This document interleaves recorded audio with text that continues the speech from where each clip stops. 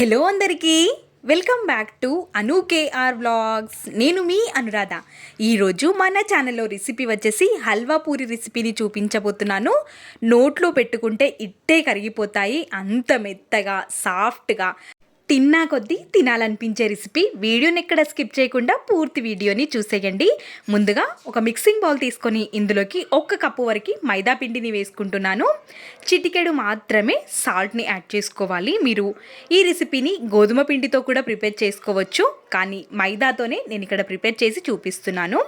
మొత్తం ఒక్కసారి మిక్స్ చేసేసుకొని కొద్ది కొద్దిగా వాటర్ని వేసుకుంటూ పిండిని చాలా సాఫ్ట్గా కలుపుకొని తీసుకోవాలి. ఇక్కడ నేను చూపిస్తున్న విధంగా పిండిని ట్యాప్ చేసుకుంటూ కలుపుకోవాలి. ఒక 2-3 నిమిషాల పాటైనా పిండిని కలుపుకుంటే మనకి కావాల్సిన కన్సిస్టెన్సీలో పిండి అనేది రెడీ అయిపోతుంది. ఇక్కడ చూస్తున్నారు కదా, పిండి అనేది ఈ విధంగా ఉండాలి. మధ్యలో చేతికి కొంచెం ఆయిల్ని కానీ నెయ్యిని కానీ అప్లై చేసుకుంటూ పిండిని మంచిగా మర్దన చేసేసుకొని పిండిని ఒక బౌల్లో ఉంచేసి మూతని కవర్ చేసి ఒక 5 నిమిషాల పాటు పక్కన ఉంచుకోవాలి. స్టవ్ పైకి ఒక కడాయి లాంటిది పెట్టేసుకొని 1 కప్పు వరకు నేను బొంబాయి రవ్వని యాడ్ చేసుకుంటున్నాను. సూజీ అని కూడా అంటారు, ఉప్మా రవ్వ, సూజీ అని కూడా అంటారు.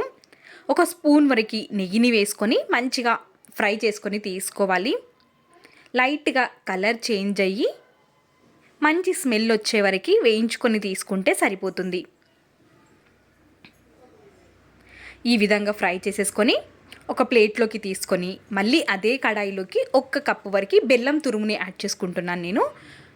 మనం ఏ కప్పుతో అయితే రవ్వ తీసుకున్నామో అదే కప్పుతో 3 కప్పుల వరకు వాటర్ని యాడ్ చేసుకోవాలి. 1 కప్పు వరకు బెల్లం, 3 కప్పుల వరకు వాటర్ని వేసుకొని కంటిన్యూస్గా కలుపుతూ బెల్లాన్ని కరిగించుకోవాలి. పాకం పట్టాల్సిన అవసరం లేదు, బెల్లం కరిగితే సరిపోతుంది. బెల్లం మొత్తం కరిగిపోయిన తర్వాత ఈ వాటర్ని వడగట్టుకొని తీసుకోవాలి. నలకలు ఏమైనా ఉంటే సపరేట్ అయిపోతాయి. ఈ వాటర్ మొత్తాన్ని వడగట్టుకొని తీసుకుంటున్నాను. మళ్ళీ అదే కడాయిలోకి వేసి వాటర్ మరిగేంత వరకు ఉంచి మనం ముందుగా వేయించి పెట్టుకున్న రవ్వని కూడా వేసేసి అప్పటికప్పుడే కలుపుకొని తీసుకోవాలి, లేదంటే ముద్దలుగా అయిపోతుంది. కంటిన్యూస్గా కలుపుతూనే రవ్వ మొత్తం దగ్గరికి వచ్చేంత వరకు మంచిగా ఉడికించుకోవాలి. ఇప్పుడు ఇందులోకి 1 స్పూన్ వరకు నేను కచ్చా పచ్చాగా దంచుకున్న యాలకుల పొడిని వేసుకుంటున్నాను. యాలకుల పొడి మొత్తం కలిసే వరకు మంచిగా కలిపేసుకొని చల్లారేంత వరకు పక్కనుంచుకోవాలి. చల్లారిపోయిన తర్వాత చేతికి కొంచెం నెయ్యిని అప్లై చేసేసుకొని మంచిగా మర్దన చేసుకొని తీసుకోవాలి. అప్పుడే రవ్వ అనేది సాఫ్ట్గా అయ్యి మనం చేసే హల్వా పూరీలు టేస్టీగా సాఫ్ట్గా వస్తాయి. ఈ విధంగా చేసేసుకొని ముద్దలుగా చేసేసుకొని కూడా పక్కన పెట్టుకోవచ్చు. ఇప్పుడు పిండి కూడా చాలా సాఫ్ట్గా అయిపోయింది. చూస్తున్నారు కదా, చేతికి కొంచెం నెయ్యిని అప్లై చేసేసుకొని ఈ పిండిని మర్దన చేసుకొని తీసుకోవాలి. ఇప్పుడు పిండిలో నుంచి పూరికి మనం ఎంతైతే పిండిని తీసుకుంటామో అంత పిండిని తీసేసుకొని పక్కనుంచేసి ఒక కవర్ని కానీ కాటన్ క్లాత్ని కానీ తీసేసుకొని ముందుగా పిండిని మాత్రమే స్ప్రెడ్ చేసుకొని తీసుకోవాలి. మనం పిండి ఎంతైతే తీసుకుంటామో రవ్వ మిశ్రమం క్వాంటిటీ కూడా అంతే ఉండాలి. అప్పుడే ఈ హల్వా పూరీలు అనేవి రుచిగా వస్తాయి. ఈ విధంగా మధ్యలోకి మనం చేసుకున్న హల్వాని పెట్టేసి మొత్తం నెమ్మదిగా కవర్ చేసుకొని మనం భక్షాలు, పోలెలు ఏ విధంగా అయితే ప్రిపేర్ చేసుకుంటామో అదే విధంగా వీటిని నెమ్మదిగా ప్రెస్ చేసుకొని తీసుకోవాలి.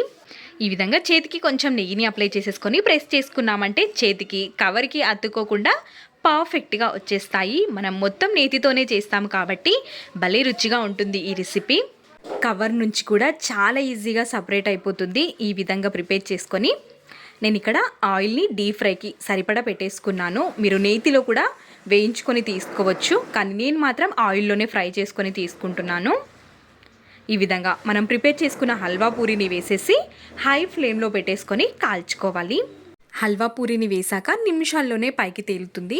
పైకి తేలిన తర్వాత ఈ విధంగా నొక్కుకుంటూ మనం హల్వా పూరిని కాల్చుకోవాలి. ఈ విధంగా చేసామంటే పర్ఫెక్ట్గా పొంగుతూ హల్వా పూరి భలే కమ్మగా వస్తుంది. మీకు ఆయిల్లో డీప్ ఫ్రై చేసుకోవడం ఇష్టం లేకపోతే పెనం పైన ఈ హల్వా పూరిని వేసేసి కొంచెం ఘీ ఎక్కువగా వేసి కాల్చుకుంటే చాలా రుచిగా ఉంటుంది. గోధుమ పిండితో కూడా ప్రిపేర్ చేసుకోవచ్చు కాబట్టి గోధుమ పిండి, బెల్లంతో ప్రిపేర్ చేసుకుంటే హెల్తీ రెసిపీ. డయాబెటీస్ పేషెంట్స్ అయినా కమ్మగా తినేయొచ్చు ఈ రెసిపీని. చాలా బాగుంటుంది. తప్పకుండా ఈ రెసిపీని ట్రై చేయండి. మీకు ఎలా కుదిరిందో మీ వాల్యుబుల్ ఫీడ్బ్యాక్ని కమెంట్ సెక్షన్లో తెలియచేయండి. మీకు ఇంకా ఇలాంటి రెసిపీస్ కావాలి అనుకుంటే అను కేఆర్ వ్లాగ్స్ ఛానల్ని సబ్స్క్రైబ్ చేసుకొని పెట్టేసుకోండి. ఇలాంటి మరెన్నో రెసిపీస్ మన ఛానల్లో ఉన్నాయి. అను కేఆర్ వ్లాగ్స్ ఛానల్ని విజిట్ చేసి చూసేయండి. ఒక హల్వా పూరీని విరిచి చూపిస్తాను, చూసేయండి. చూస్తుంటేనే చాలా యమ్మీగా ఉంది అని అర్థమవుతుంది కదా.